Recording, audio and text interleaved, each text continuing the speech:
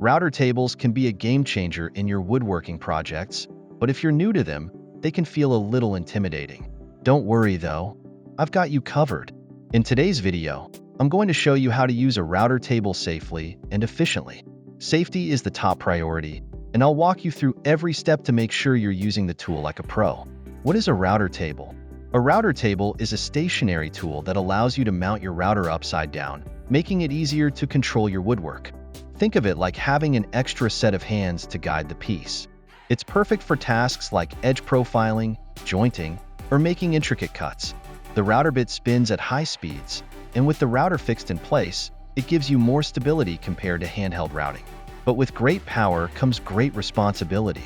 These tools are sharp, fast, and precise, so we need to approach them with caution.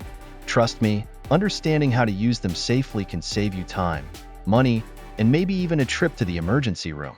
Setting up your router table for safe use. Before you even think about turning on your router, make sure everything is properly set up. Start by securely mounting the router under the table. This is non-negotiable. If it's loose, you're asking for trouble. Double-check that the mounting plate is compatible with your router model. Next, adjust the router bit height carefully. Whether you're doing a basic cut or something more intricate, make sure the bit is set to the right height for the job. It doesn't take long to adjust, but trust me, it makes all the difference. The fence is another critical part of your setup. Align it properly and make sure it's parallel to the bit. A small misalignment here can throw off your cut, so take a few extra seconds to get it right. Your future self will thank you. Key safety precautions. Now, let's talk about safety. You might be excited to dive into your project, but don't skip the safety gear. Always wear eye protection to protect against flying debris and ear protection to guard against the noise. A dust mask is a must too, especially since router tables can create a fine dust that's harmful to your lungs. Closed-toe shoes are essential, and avoid wearing loose clothing or jewelry that could get caught. When handling the workpiece, always keep your hands far from the bit.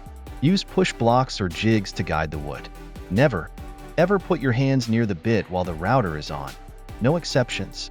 If you need to make any adjustments, turn the router off first.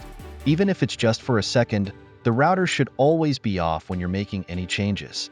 And make sure the workpiece is securely clamped down before you start cutting. If it shifts during a cut, you could experience kickback, which is a dangerous situation. Operating the router table. Okay, now you're ready to make some cuts. Take it slow, there's no need to rush. Start with light passes. Not only will this give you a cleaner cut, but it also reduces the strain on the router and makes the whole process safer. As you feed the wood, always push it against the rotation of the bit. This gives you better control and helps prevent kickback. Kickback can happen if the wood gets caught by the bit and is suddenly thrown back at you. To avoid this, make sure the wood is well supported and your grip is firm. If anything feels off, whether it's the wood, the router, or the cut, stop immediately and check it out. Don't keep going if something doesn't feel right. It's always better to take a few extra minutes and inspect everything than to keep pushing forward and risk making a mistake or worse, getting hurt. Troubleshooting and handling issues safely. Even seasoned woodworkers run into issues sometimes. If you notice rough cuts, vibrations, or misalignment, don't just push through. Turn off the router and check everything. You might need to replace the router bit or realign the fence. If something's off, don't continue until you've fixed it. Rushing through the problem could lead to poor results, or even worse, an accident. So, in a nutshell, setting up your router table correctly, wearing the right safety gear, keeping your hands safe, and checking your tools regularly are all key to using your router table safely.